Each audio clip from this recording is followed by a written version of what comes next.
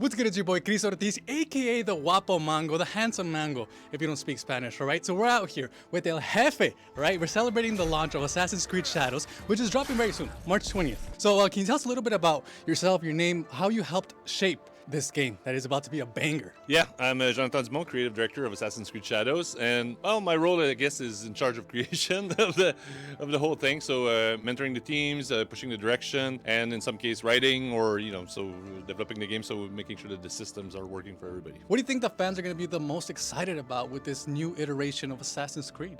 I think our fans are going to be ecstatic of going to Japan. First of all, the setting, everybody's been requesting it for forever. And then playing the two protagonists, just having a little bit of our core fans from the earlier Assassins that really like the stealth, and then the newer fans that really like the fight. And we have these two characters that you can bounce between both of them and then just go through Japan with them. There were so many things of this game that impressed me. One of them was how fast you switched on the fly between the characters. How did you guys manage to do that? We had a lot of iteration on that. So first of all, we wanted this huge teleport between and they had to run back. And the more that we played, say, oh yeah, it's got to be on the spot. There are conditions where you can't do it, like when you're already in combat or in red zones. But we wanted this to be, say, you look at the situation, oh yeah, that's a thing for Yasuke, that's a thing for Naoe. So we really wanted people to bounce between and get that feeling of speed in the game. One of my favorite things that stood out to me was the wind. I saw a little bit of the presentation, how much effort was put into the wind mechanics and how it really truly adds element of realness to the whole game. Yeah, it's really present. We really wanted to have a game that feels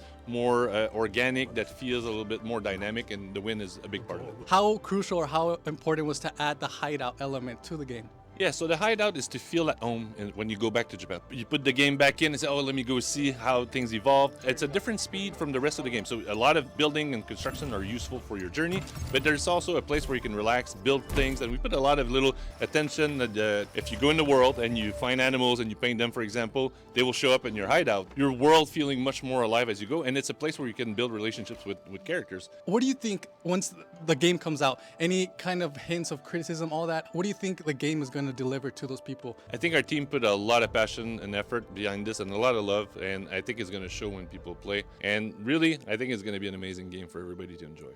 Lord Kanbei, as long as he remains in Himeji Castle, Lord Naoye will have the upper hand. One cannot parry a blade they do not expect to strike.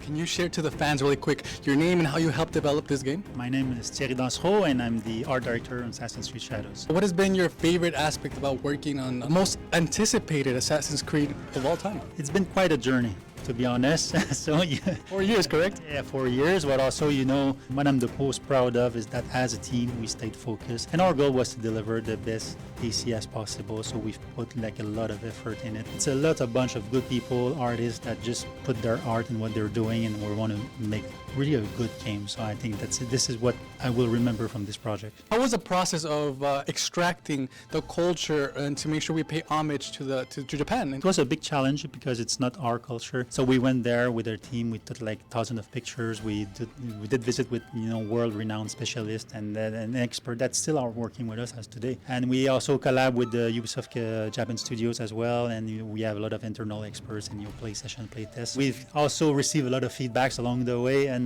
we've tried to address all the things, to be respectful of the culture, obviously. But still, it's a work of fiction. We should also remember that it's a video game. First and foremost, we are paying a lot of attention, making sure that we're doing things right.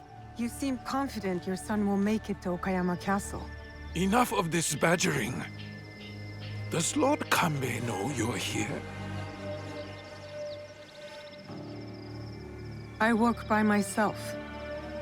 You have grown into quite a major annoyance in Setsu.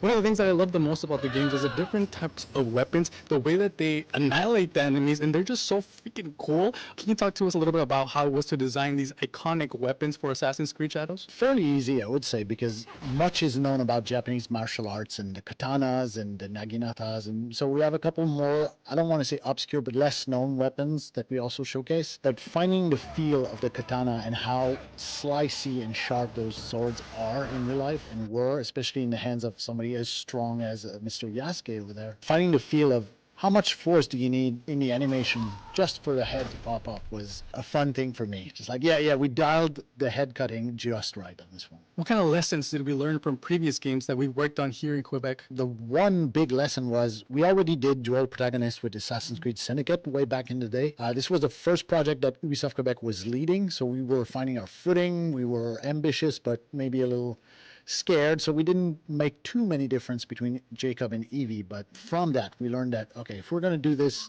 again, let's really push for the contrast in gender, in size, in background, in personalities. It's quite obvious by the two characters that you cannot share weapons and armor between the two. They're just too different. And those aspects, like just having two completely different archetypes and personalities and point of view on a story, was something that we took from Syndicate and really pushed forward this time. What do you think the fans are going to be the most excited when they play the game? Is it going to be the character, the story, the safe house, the Anubis hub? There's so many things here to go over. I honestly couldn't tell you what fans would sink their teeth the most into. What we're excited about is for people to finally get their hands on this and play through a story and see what Yasuke and Naoe bring to this story, because it's not Naoe's game, it's not Yasuke's game, it's both characters together. And until players get that in their hands and see what the story is, that's the part we're really eager for players to get their hands on. Congratulations on everything, Simone. I really appreciate your time, and I appreciate the dedication that you put behind Assassin's Creed Shadows. Y'all better buy it, all right? March 20th. March 20th, Assassin's Creed Shadows, baby. Let's go.